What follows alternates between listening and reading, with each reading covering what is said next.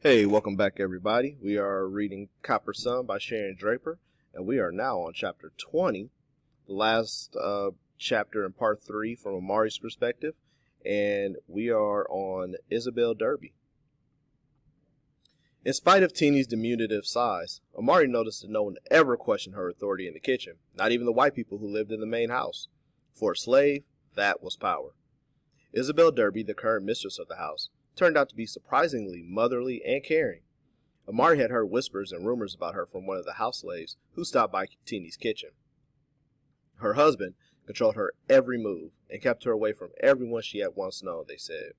Amari noticed that the household servants obeyed her without question, maybe because she was the only white person they knew who looked at them with a smile. All the slaves also whispered about the fact that she was pregnant.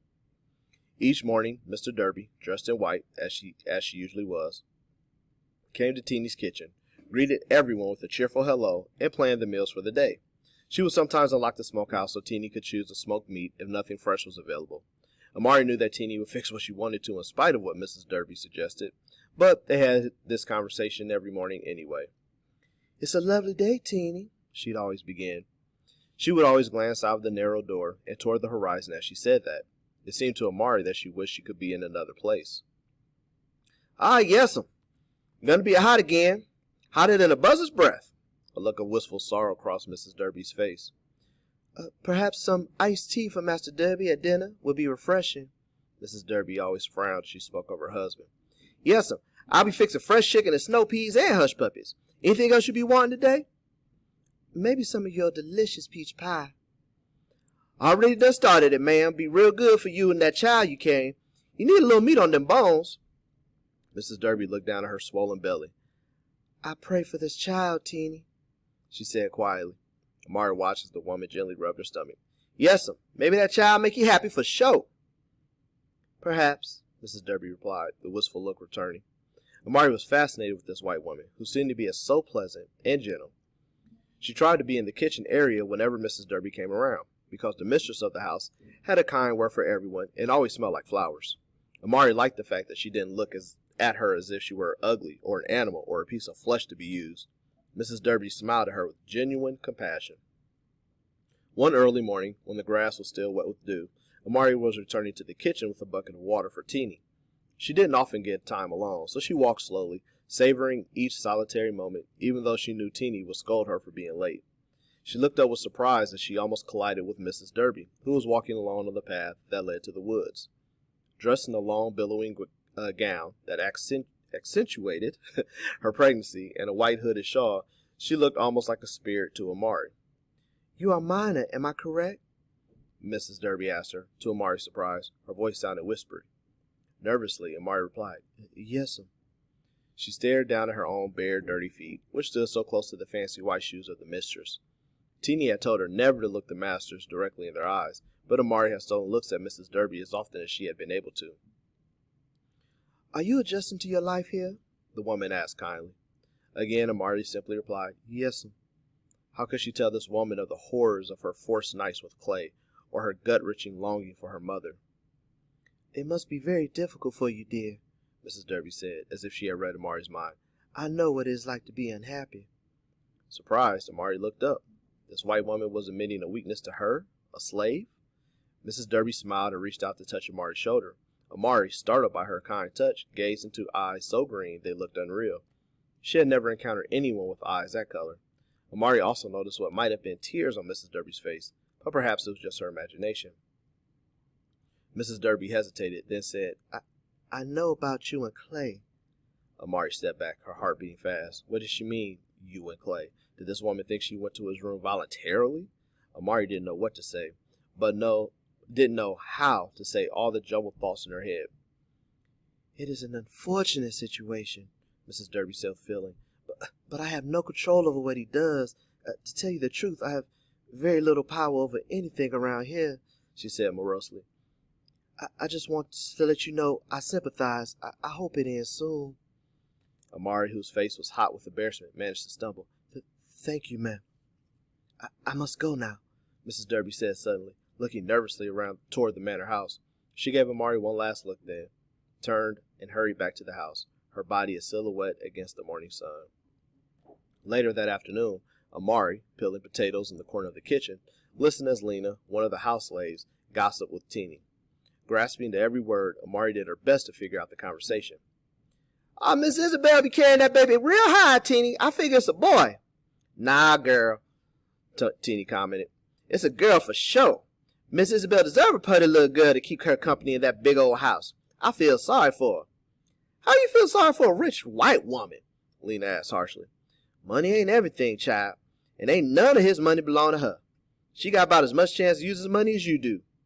Yeah, but she ain't no slave, Lena insisted. Pretty close to it, Teeny said. He decide where she go, who she talk to, what she wear, everything. She just sleep in a better bed than you do. Lena continued. And knowing that slave she brought with her, I heard tell she got legal papers all writ up for him. So when she die, he be free. Do say now, Teeny replied, but she made no real comment. Lena had ambled out of the kitchen then to tend to other chores. Intrigued, Amari wanted to know more. How old she be, Miss Derby? Amari asked Teeny. Teeny counted on her fingers. Maybe round about 18. She just a young thing. She came to that marriage with her slave Noah. Lots of land and piles of money, which is what old master wanted. Teeny glanced at Amari, a look of warning on her face. Now don't you be minding white folks' business, you hear me, gal? Just get them taters peeled right quickly. Amari nodded and tried to focus on the mountain of potatoes in front of her. Several evenings later, just before darkness completely obscured the path, Amari, exhausted from the labors of the day, hurried to finish gathering kindling to stoke Teeny's fire during the night. Suddenly she stiffened, for just off the path she heard soft voices, a deep male voice, speaking in hushed tones, then a female's whispered reply. The woman seemed to be upset or crying. Who there? Amari asked, not sure what she was interrupting. She recognized most of the slaves on the place by now, and knew they posed no threat to her, but she feared running into Clay. She heard a rustling in the bushes, then footsteps retreating. Amari listened for a moment or two, but all was silent, so she hurried back to Teeny's kitchen. She had learned in her short time on the plantation never to ask too many questions. Some things were best left unsaid, so she did not mention the incident to Teeny or Polly. At the end of each day, Amari collapsed, exhausted, on the floor mat in their small cabin. At first she thought she was being selfish, taking the sleeping mat from Polly, but Polly actually seemed to prefer the lumpy, smelly mattress. Gradually, Amari had figured out that not everyone slept as she had back in her village. Clay, for example, slept on a soft, clean feather mattress, with perfumed sheets and silken curtains around the four-poster bed. But the curtains hid his vile habits. The smell of the perfume made her gag, and the clean sheets stank of his sweat by the time he was done with her. Oh, how she hated the smells of that bed. Amari didn't know how the other slaves managed, for after their day's labors, they returned to their huts to care for their children, tend their small gardens, and prepare their own meals for the next day. Sometimes she heard bits of their conversations and voices singing late into the midnight hours. Why do they sing? Why do you think they sing? Polly whispered one hot, humid night as they listened to the somber songs drift through the window. Song floats up to sky. Fly free, Amari had replied simply. She sadly thought back to the music of her mother's voice.